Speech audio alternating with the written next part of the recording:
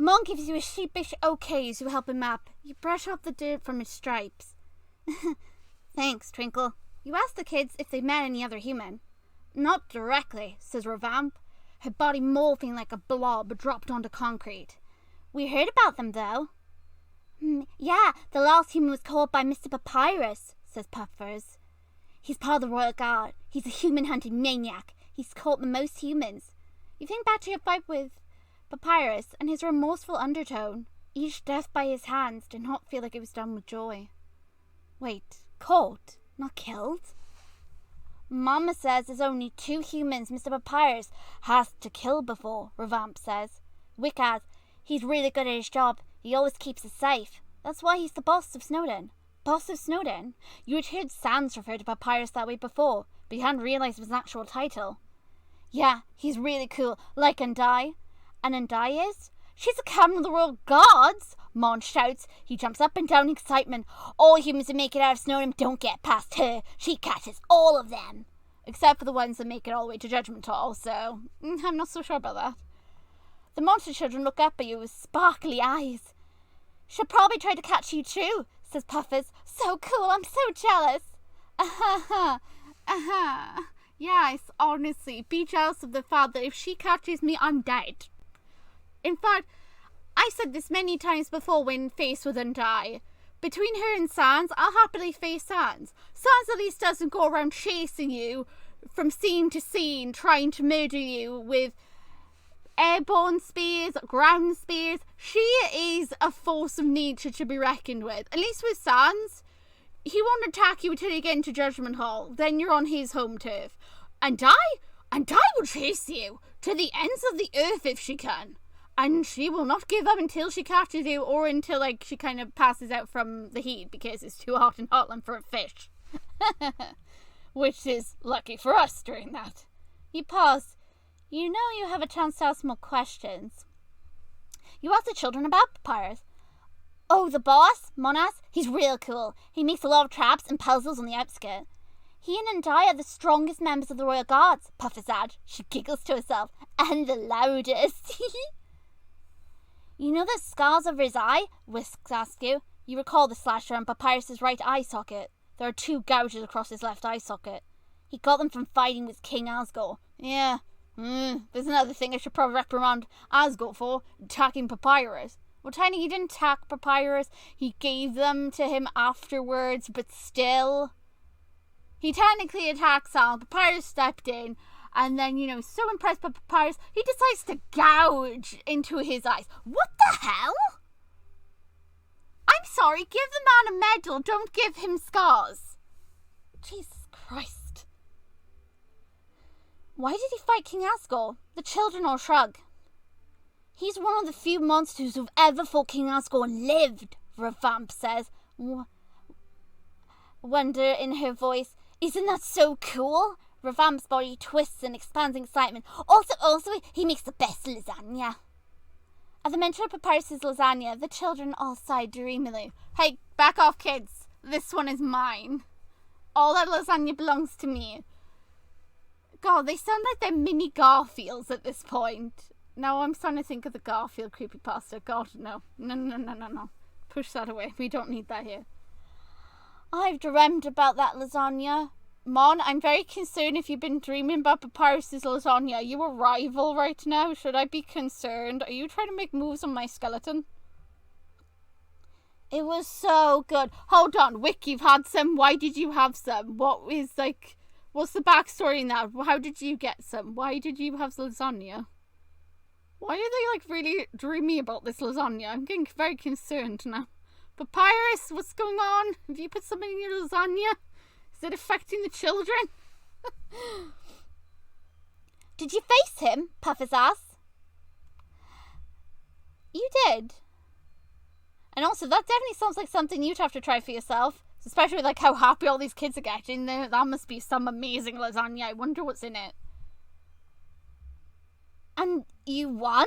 The revelation and scoffs from the children. They look at you in plain reverence. In a way you did. You convinced Papyrus not to attack you and potentially go on a date with you. All the while Sans is in the background, half choking. But that's okay. At that point, since we're just after Papyrus, serves him right, choking that chimichanga. That's what you get for killing me more than once. Ew, dating, says Mon. Gross, agrees her mom. That sounds romantic. You see, Puffers and me, we're in tune with each other. Puffers, you will be invited to the wedding. You were just so in tune with me and understanding the romantic nature of it. And you were just a child. And I appreciate someone that loves romance. And the other two just, they'll understand when they're older. Wait till they fancy someone, then that'll completely change. Puffers protests on your behalf and super duper forbidden. A royal guardian human that's got to break 100 different rules. You hope there aren't 100 different rules against that. It might make your journey to smoosh that skeleton unnecessarily difficult. Not that you aren't prepared for that. You submit to yourself at the thought of going on a date with Papyrus. If he gives you a chance, you know the two of you would have a lot of fun together. You then, of course, ask the children about the terror that is the foreboding ever-presence at the back of your mind, the horror that being Undyne. She's okay when she's with Alphys, but when she's alone and she gets really, excitable, or is just, human, must kill it, then I'm out of here. So, of course, they're going to now go and talk about Undyne, and then Undyne's about to show up. And in that case, since Undyne has arrived, I will leave. I'll see you guys in the next section. Bye-bye, I'm so out of here. Time for a recap. So we're at the end of Waterfall. How are things shaping up? You are a woman. You fell into Underfell while in a black sweater with 2 white stripes. It is long enough to cover your hips, and you're wearing a pair of sturdy jeans because this time I'm prepared. I probably wasn't prepared in the original recording of this, but I can't remember what I was wearing, so I went with sturdy jeans, because, yeah, let's make sure they're sturdy. With boots, you have beautiful indigo eyes and a charming green soul for kindness, because we are going after a very kind skeleton. You gave Tori a hug before you left the ruins. I'm sure she hasn't forgotten your kindness. When meeting Papyrus for the first time, you immediately thought he looks cool, tall and handsome. Damn. You complete the maze on your first try. Way to go. And you only died 10 times. You could have died less, but that's okay. At least the next hour will be warmer. Your poor toes can finally have a break. You have a stick. I wonder what that could mean. And you still have the mysterious chain, and it looks important. What do you think it is for? Sharon remembers your song. You saved a child. What a hero. Hope you'll get your hands treated soon. And you're currently romancing Papyrus. Maybe you get to see him again. Okay, well, I'm going to go now. And I will be back when we either bump into Sans or we bump into Papyrus. Depends which skeleton we find first. Wish me luck. It's just you. We just, of course, handed Flowey over to Alphys, so she's going to help him. So let's carry on. You walk across the hotland. You walk across the hotlands, the air pricking your skin. Each breath is uncomfortable and you can feel yourself drying out with each step. It surprises you how much the weather is affecting you in an underground cave. You wonder what the city will be like. Will it be snowing like Snowden, wet like the marshlands, or will you finally find an area that's pleasant climate? Because let's face it, you've gone cold, wet, and then hot. Come on, we need a break. Looking up you notice those stalactites have red crystals in them as well as black ones now. Not that this area needed the light. The lava is bright enough. It forces you to squint when you look at it. When you cross another bridge, you spot a familiar figure. It's Sans. He seems to be sitting behind a wooden sentry post. Let's head over to Sans. Maybe he's in a better humor this time. You head over to Sans. The skeleton gives you a sharp grin. Well, if it ain't my favorite human, enjoying yourself. Stay? You tell him you are. Huh, say, you hungry? He gives you a wink. Want a chimichanga? First one's free for humans. I don't like the fact that he said that. What's in the chimichanga? Are you about to kill me with food? You better not kill me with food, Sans. Papyrus 100% will not like you for killing me with food. He has, the whole entire thing about food. Food is sacred to Papyrus. You do not mess with food. Tell me he's not going to kill me with food. Sure, you thank him. He levitates a chimichanga from behind the station and places it in your hands. That's new. He placed it on my head in his route. He knows Flowey's not there. It looks delicious. You give it a taste. Surprisingly sweet. Pretty good, huh? Sans taps his red-gloved fingers across the sentry pole. Not bad for a final meal. Wait. Huh? Sans! You look down at the seated skeleton with wide eyes. You open your mouth to respond, and then a burning sensation cuts through your stomach. It eats away at you, and you feel your stomach lurching. You need to throw up. You bend over, unable to handle the nausea as blood pools out of your mouth. What the hell did you put in the chimichanga? Burning your throat as it comes up. Your abdomen is on fire. As if you swallowed lava. Tell me you didn't put freaking lava in there. How did I pick it up if there's lava in there? What did you put in there? Oh my god, Sans. The world blurs as you sway. Your vision goes black before you hit the ground. You have died. You're so fucking stupid.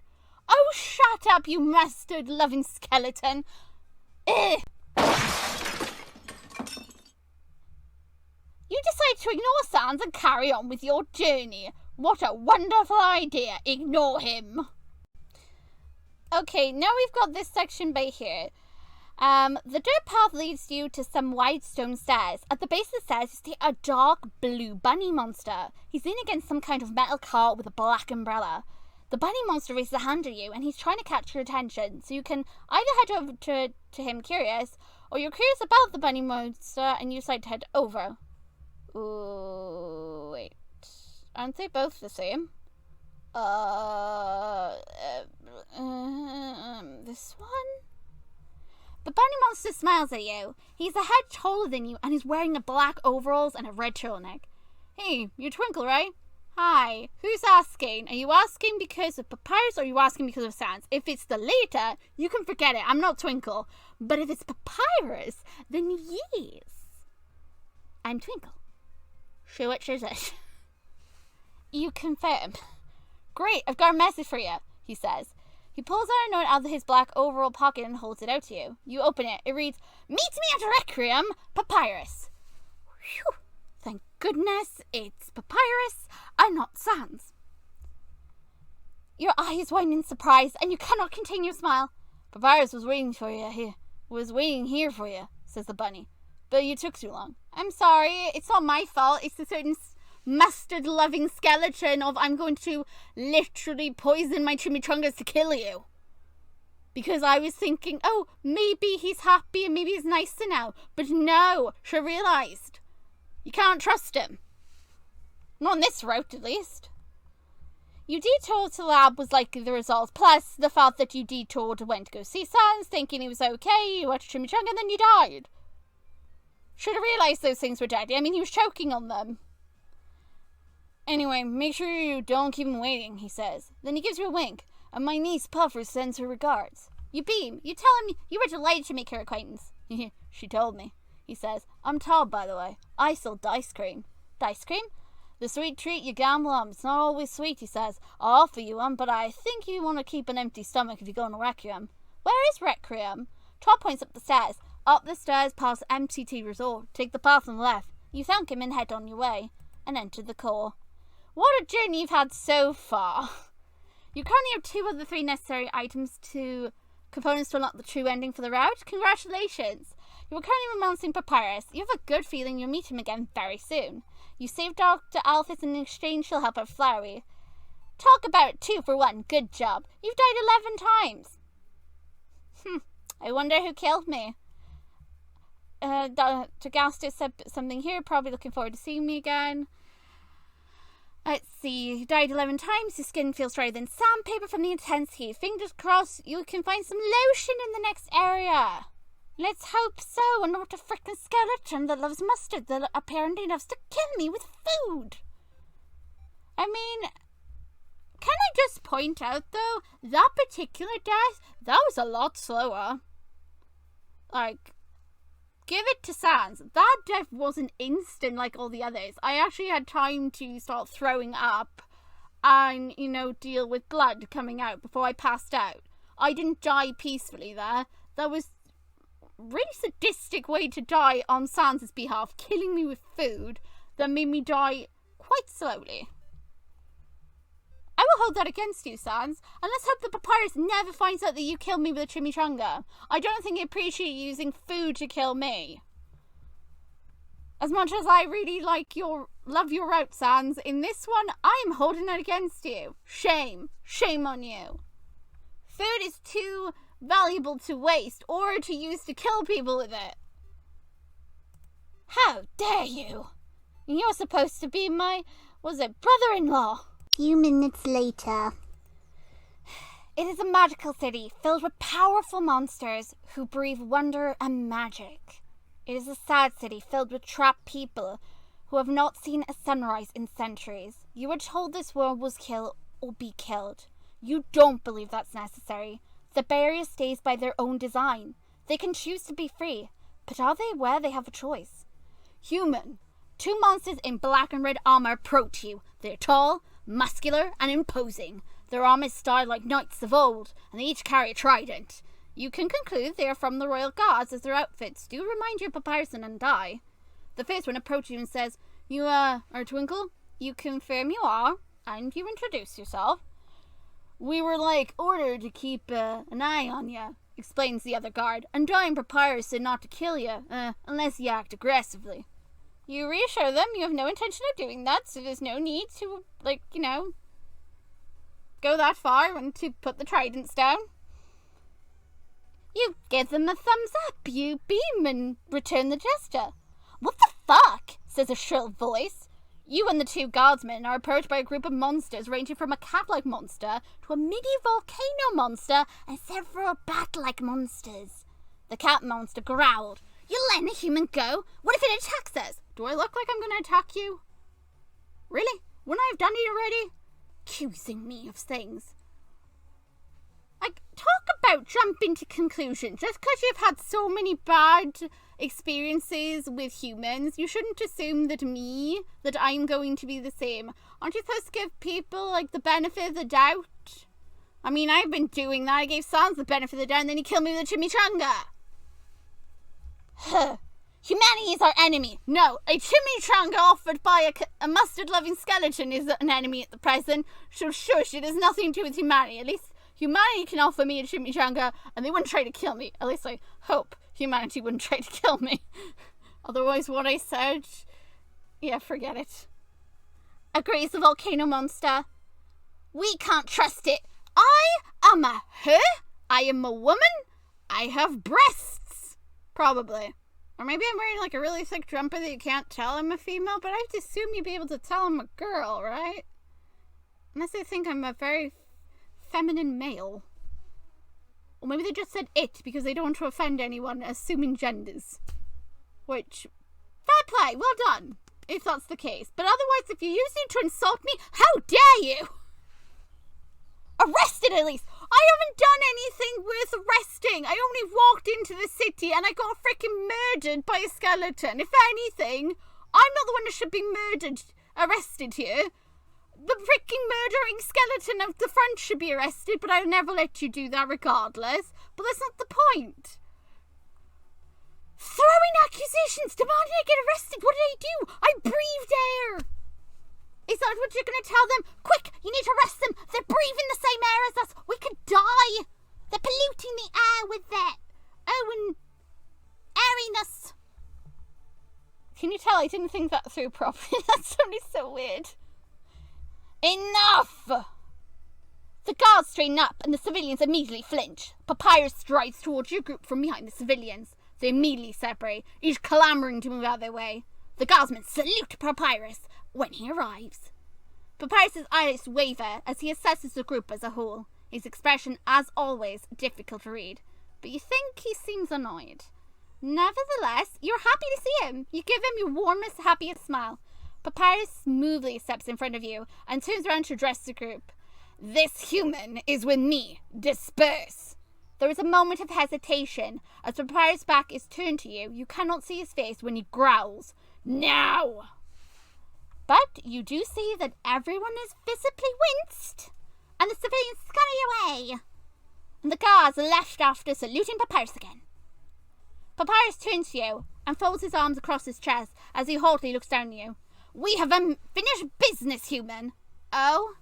You did not have a final meal at Snowdon as per my orders. No, instead I had a final meal at Hotland, which was my freaking mistake.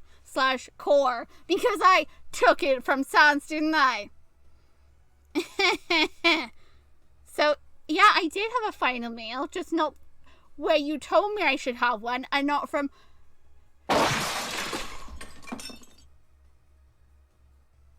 No, I'm taking a drink. I'm so annoyed at Sans for that. That was so uncalled for. I mean, he could have at least done it so that you didn't, like, die semi-slowly, because obviously you had enough time to register, you had blood coming out of your mouth. If it was a quick death, you wouldn't have registered that. You would have just been out like a light. Oh my god. Therefore, I will watch you have it here to make sure you follow through this time. Oh, you gasp and excitedly ask, is it a date? Oh, please tell me it's a date. I can't wait for a date. Papyrus clears his throat. To your bewilderment, you see a red dusting of red under his eye socket. Call it what you want. Let us go, human. It's a date! Congratulations! Thank you, whoever told me congratulations. I'm so happy too. I get to date Papyrus. Oh, the adorable cinnamon roll. Yes, everybody, I don't care if it's a foul version. He technically is still a cinnamon roll. He's been the most well-behaved out of the three brothers. Papyrus is a fast walker. Due to his height, each step covers a long distance. He moves quickly, and as he walks, monsters scramble to get out of his way. It's a really odd thing to watch. You don't understand the urgency. It's nice of them to move for him, but the speed behind their movement speaks of a certain level of fear, though. That was not at all present in the monsters from Snowdon. When they talked about Papyrus, the children revered him. You know he's capable of being dangerous, but you also knew that's not his nature. Like, his true nature at all. After all, you died against him. Each death against him, your soul brushed against his soul. You know he's killed 2 humans before and captured 20 others. Even if he did not directly kill those other 20, he indirectly led to their deaths. Perhaps they were used to test experiments like Nathaniel was. Papyrus didn't strike you as ignorant or slow-witted. He must have known what happened to those humans, and it weighs on him. He doesn't want to hurt others, and he doesn't want to hurt anyone. Okay, so first of all, in this route, we didn't actually get to learn about Nathaniel. That Nathaniel was a thing that he got experimented on. So I'm not sure how my character knows it was Nathaniel, because I actually skipped over that area. I don't know how else my character learned about Nathaniel. But, yeah, regardless of what's happened, Papyrus has to live with the fact, although he does not directly have blood on his hands from all of those that have died, he may have inadvertently put them through a far worse experience than if they had just been killed. The most merciful thing he could have done is, as he told us, was death. If he had just killed us then. Rather than the outcome of what probably happened to those that got experimented on. Because I can only imagine what they could have gone through. Like, there's far worse things than death, as proven quite a few times in this game. And it must technically, the back of his mind, bother him, because this was never, like, really what he wanted from the start. This is not like Papyrus woke up one day and he instantly wanted to kill people or stuff. No, Papyrus, once upon a time, when he was a baby bones, probably was really sweet. And the law of kill or be killed wasn't, like, fully around, I don't assume, back then. Maybe, like, it wasn't insinuated into every child, or maybe he actually did grow up from small into this world where that rule has always been there since he was little. But it's still hard for him to, like, swallow and accept that he has to kill someone else, or inadvertently get them killed in a different way. At least you died in battle, human. That is the only mercy I know. I don't want to do this, human. Why did you come here? I'm sorry. Again, as I just explained, it's implied here that to Papyrus, that is the only mercy he knew, to just kill you as quickly as possible, so that way you don't suffer, you don't feel anything, and you don't have to go through an experiment or anything like that, because he doesn't know whatever happened to those humans. He doesn't know if they died instantly. He doesn't know if they suffered worse. regardless of whether or not the human acted, aggressively to him or was rude to him, one thing about Papyrus is it doesn't matter how they act towards him, he still doesn't want to be at that level, He doesn't want to, he's not going to get aggressive to you straight away. You have to really aggravate him and give him a reason to see you as a hostile entity that is going to hurt others for him to act. So I can easily justify Papyrus's actions here, and I can sympathize where he's coming from.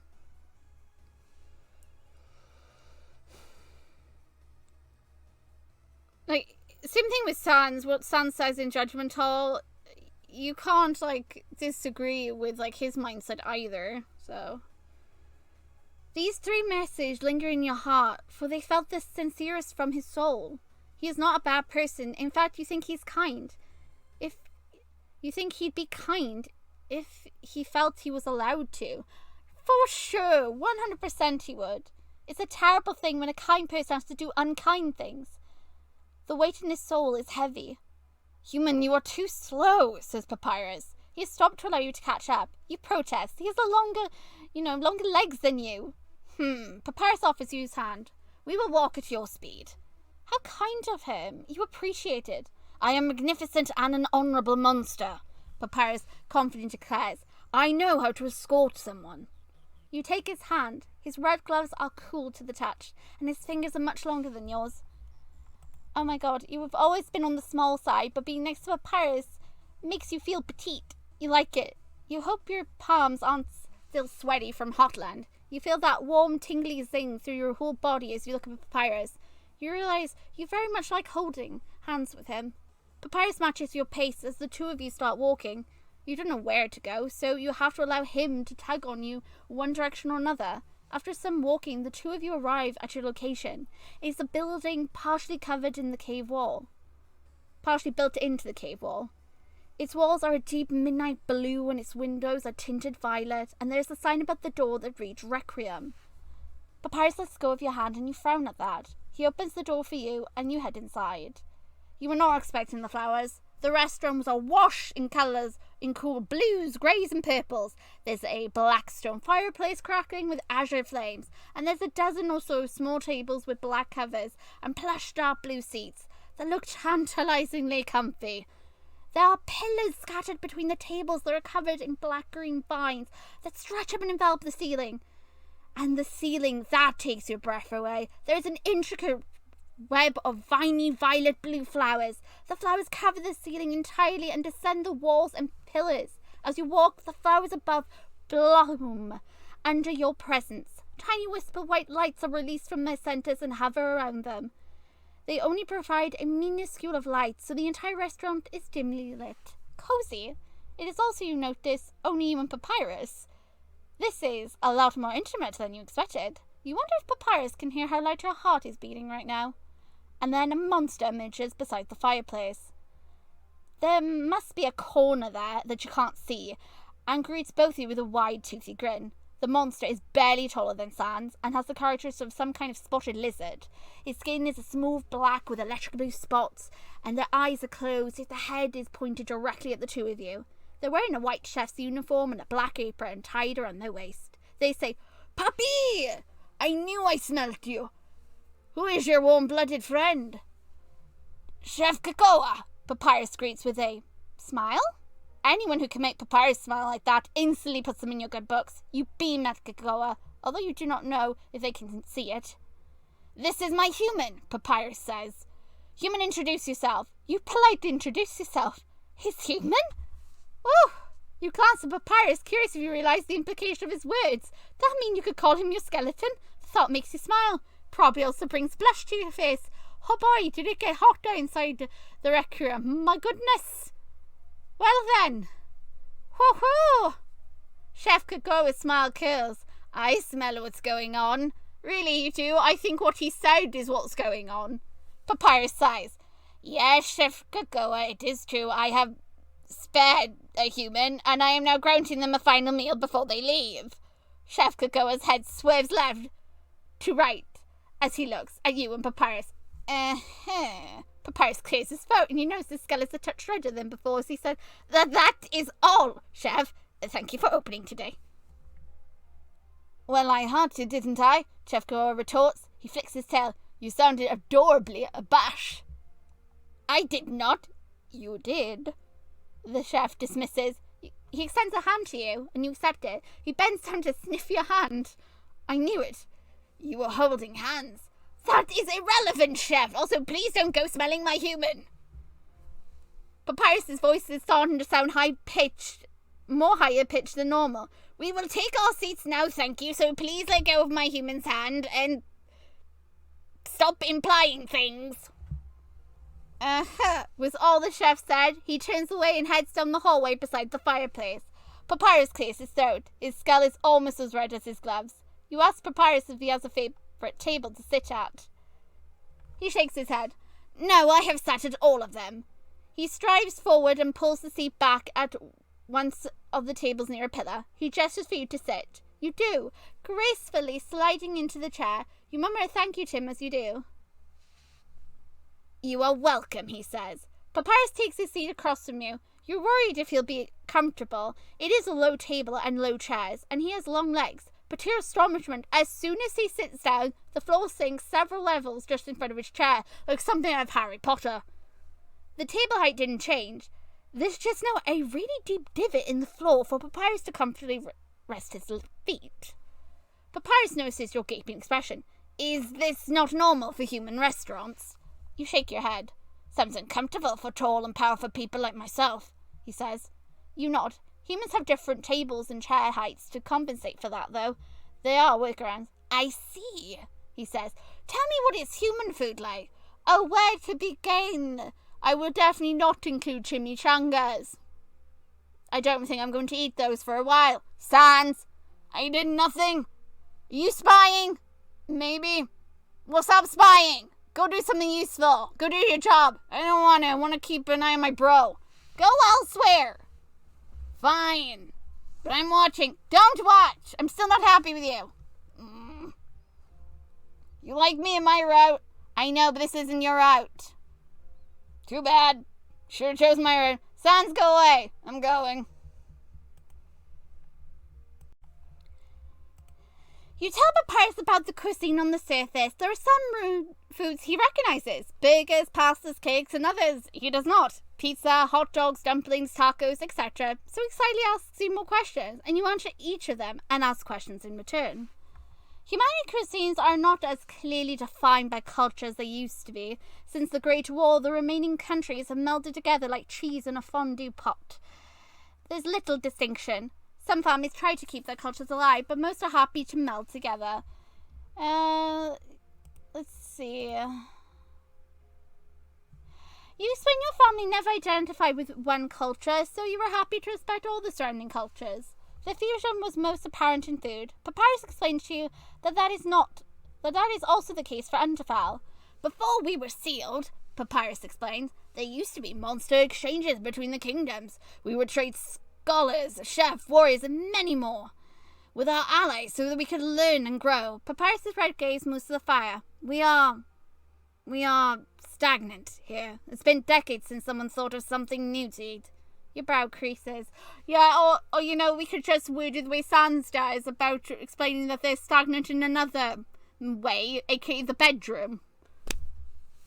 It does not help, he continues, that we are restricted with what we can grow and raise. There's only so many combinations with limited ingredients. He shifts in his seat and folds his hands together. He asks you, do you have a favourite food? You do, and it's a mystery.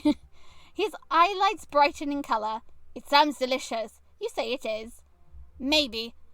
Papyrus sits forward. His hand is outstretched and about to grab yours when suddenly, here you are, puppy and cutie, says Chef Gogoa. Chef Gogoa, could you have waited just a little bit longer?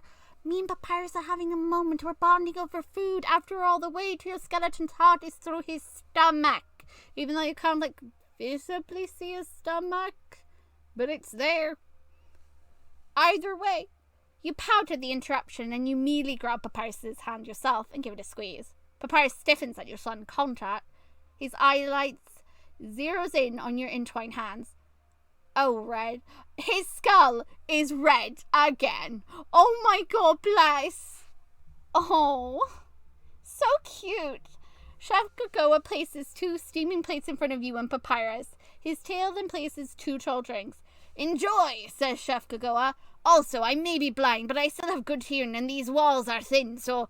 Chef! Papyrus squawks. Yes, he says. Enjoy, Twinkle. Do let me know if you can't eat any of this. It's been centuries since I last served humans. You look down. None of the food is recognizable, and it's glowing neon. You tell the chef you will be happy to give it a try, as it looks positively magical.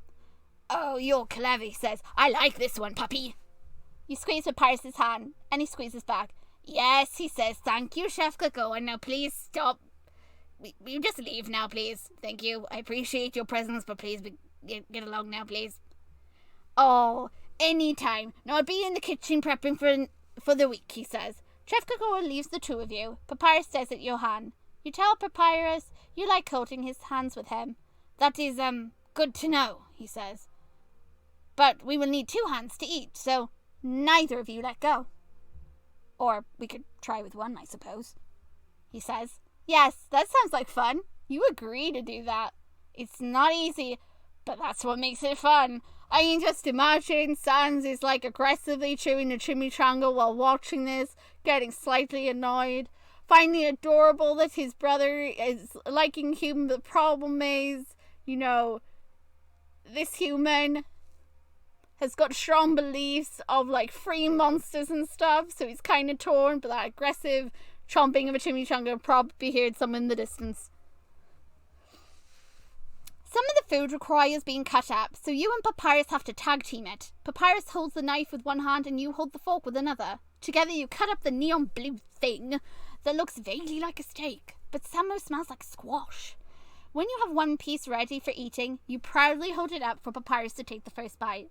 He has to bend down to eat it. It's a silly affair, really, yet neither of you can stop smiling.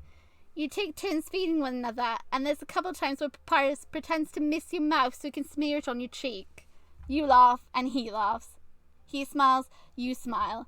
It's a delightful experience. Aww. So adorable. I have to agree, this is cute. Fuck. Shut up, Sans. Hey, you included me in the scene. I know. The food is nice. It's a strange sensation to literally feel food fizz away into nothingness in your stomach. Magical food is directly absorbed as energy. It does not pass through the digestive system, but not weird enough to dissuade you. There's a nice texture to the meal, and it's got a perfect balance of flavor. It warms you from the inside out. It's unlike any recipe or dish you've had before. You try to think of anything that could remind you of it, yet nothing comes to mind. When the food is mostly eaten, you ask Papyrus about his relationship with Chef Gagoa. Why did the monster call Papyrus his protege? I didn't see him call him his protege, though. When did he call him that? Did I keep missing that? Oh, goes Papyrus in an uncharacteristically quiet voice. That is because the chef taught me how to cook.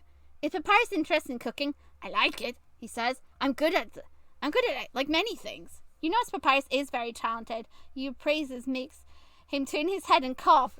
You're not choking on your food like Sans is, are you? Are you just flustered? You wish the meal would turn into dessert. You want to linger. You want to draw it out. You want to spend more time with him. It seems to be against Papyrus's nature to dawdle, however. As soon as you're both done eating, he takes the plates away. He disappears around the corner and reemerges without breaking a stride. There, human, your last meal, says Papyrus. Good job on completing your order. Yeah, and thank God it's one meal that I actually didn't die and started bringing up blood from. Looking at you, Sans. You thank Papyrus as he guides you out of the restaurant. He wipes his hands. His wide hands rest on the small of your back. You notice it fits perfectly there. Nice. Back on the street, you wonder what will happen next. You look hopefully at Papyrus. Maybe you can ask him for a walk. But before you can, he's already speaking. He removes his hand from your back. It's an instant colder without him, and he strains up to his full height. He says, You must leave Underfell now, human, and I must stay. This is our goodbye. It's surprising how much that hurt your heart. The rush of disappointment is hard to ignore, but you're not the type to give up now, are you? You disagree.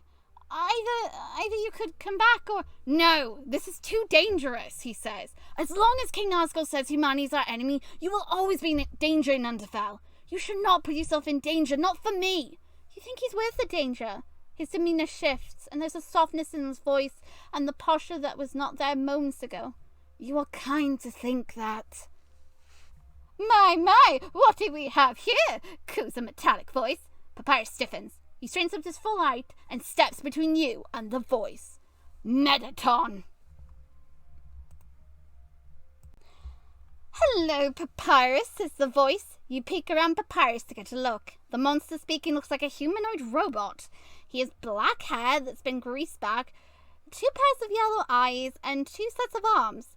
He wears neon pink knee-high spandex boots with heels and black spiked pants. He has tall black shoulder pads, and he wears neon pink and yellow gloves and has a broken heart belt around his waist. His smile is wired and reminds you of how news anchors smile on TV. Not sincere, but not mean either. Mettaton winks at you with one eye.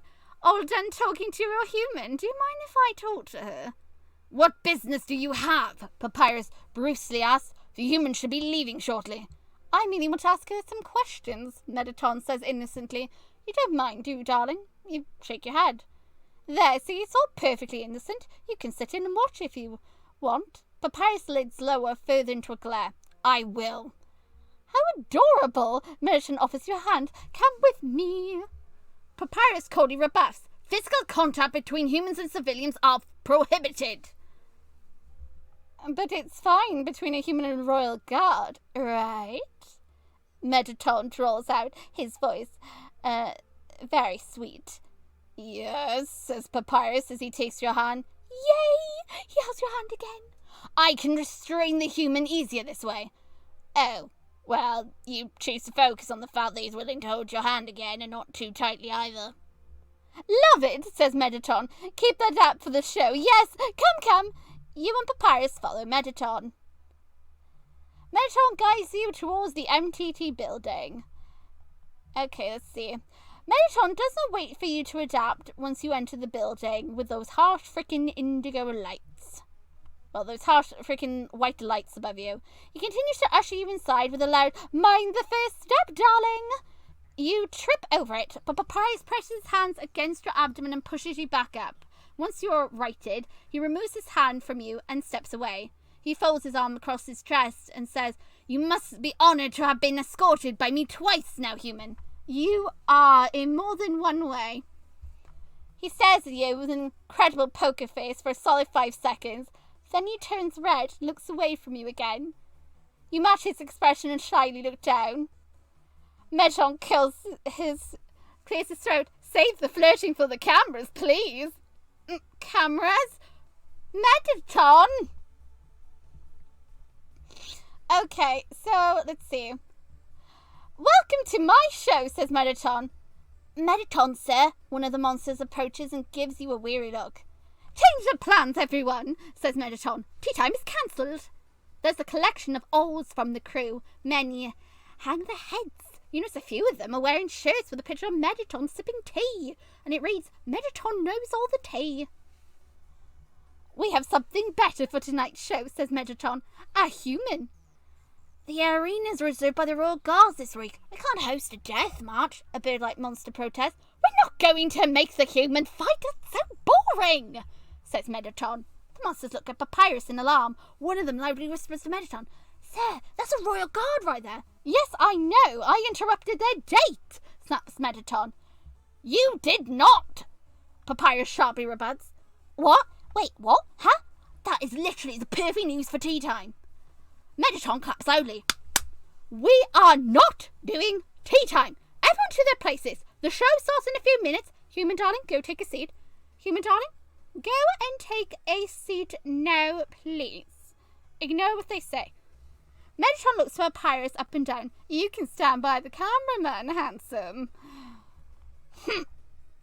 You sit down in the plush hot pink chair, and you sink into it. You notice Papyrus has moved to stand by the crew, his arms folded across his chest. You give him a smile and wave.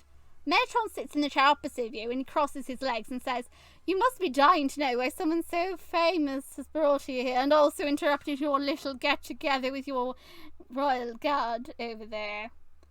I already know, Papyrus, that we're in for quite a scene right now. So, Metatron, it's alright. I am not going to ask you any more questions. I already know what you want, I know where this is going, and we're just going to get to the juicy bits, as Metatron would put it. Now, of course, for the soul. You can do it, can't you? Metatron presses his smile widening. I saw it, it's green. You know what they say about that soul colour. You shake your head. Green is like spring, a soul built around kindness. From what I've seen, it suits you. Do you disagree? You've never considered your soul colour represented some kind of trait. But when you think of yourself, the first trait that comes to mind is kindness. Because it's green. It's embarrassingly accurate. You're reluctant to say it out loud, but you do see yourself as a kind woman. Metatron claps all four his hands together. Well, aren't you going to show it? You hesitate. Oh well, you present your soul. Now let's get on with the rest of the show. Now comes for the juiciest part of it all.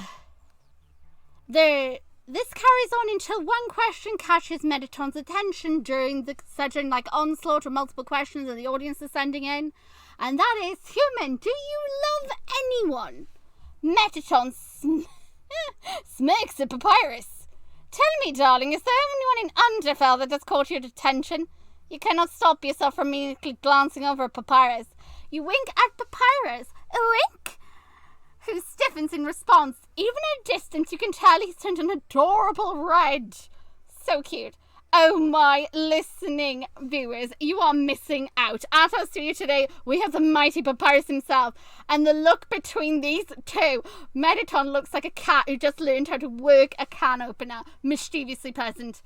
That is enough, Metatron, snaps Papyrus. If you are done with your questions, the human must be going now. On a date with you? Metatron teases. What a tragic romance, I love it. Wait, what do you mean tragic romance? Hold the freaking phone. What do you mean tragic? There is no romance, says Papyrus as he marches across the set, grabs your hand and proceeds to drag you out. His skull is redder than a batch of strawberries. Toodles, thank you for coming. You shout your thanks before Papyrus shuts the door behind you. It's quiet outside, and Papyrus lets go of your hand. He keeps his back to you. He is quiet long enough that you decide to reach out to him. He steps away from you, and then turns around. His expression is difficult to read. I don't like the fact that he steps away from you the second you go to try and grab him. Papyrus walks around you. He places a hand on your shoulders and turns your face down one of the streets. Walk down the street, stay on this road until you reach an elevator. It will be a long walk for you and your short human legs, he says. But do not stop. Take the elevator, go through the hall, then when you exit the hall, you will have arrived at the castle. You can avoid the king, go straight to the barrier behind the castle. Stay out of the throne room and you'll be fine. He squeezes your shoulder. Go, human. You try to turn around to face Papyrus, but his grips on your shoulders is too tight. He will not let you see him. Do not, he pauses, his voice becoming gentle. Do not be killed, Twinkle. Oh, also he stopped shouting. He actually talked very softly, look. He's not talking in caps by here. Oh. Forget that, he also said my name. Your eyes burn. Papyrus lets go of your shoulder and you turn around quickly, but only see a shimmer in the air and he's gone. It's only you. Oh, Papyrus. Oh, you need a moment to recollect yourself.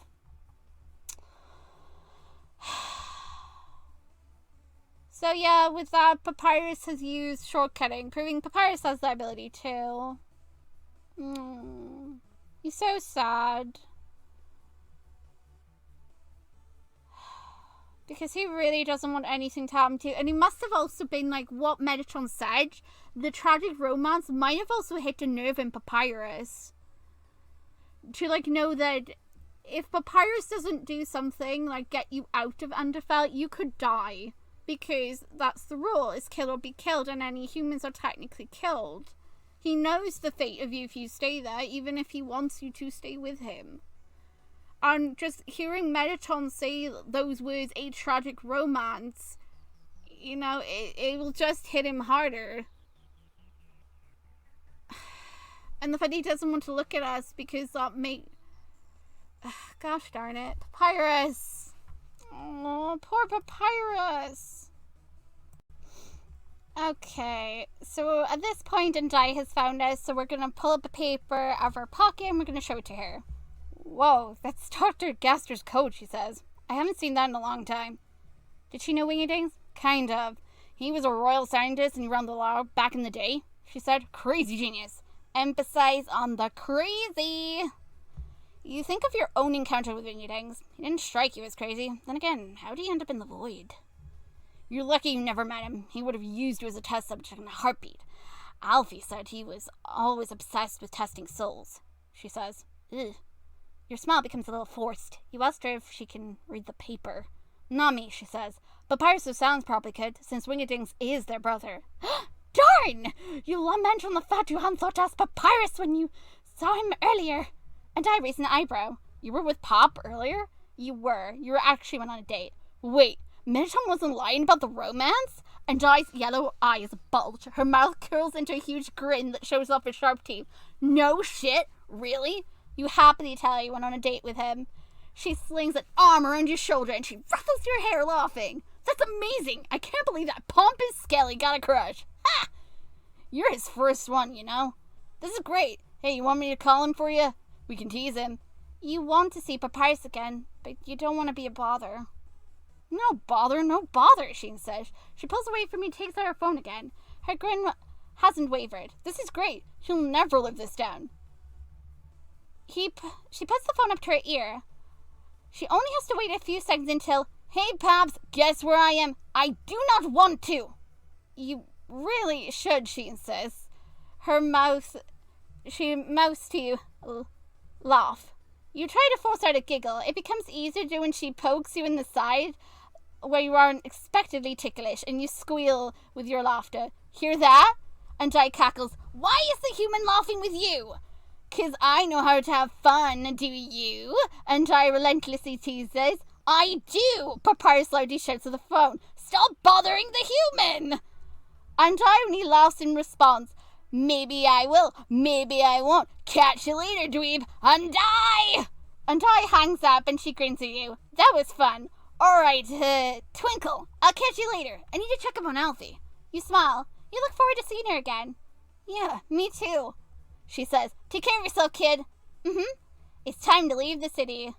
Oh my god, I had a positive interaction with Undai. Wow.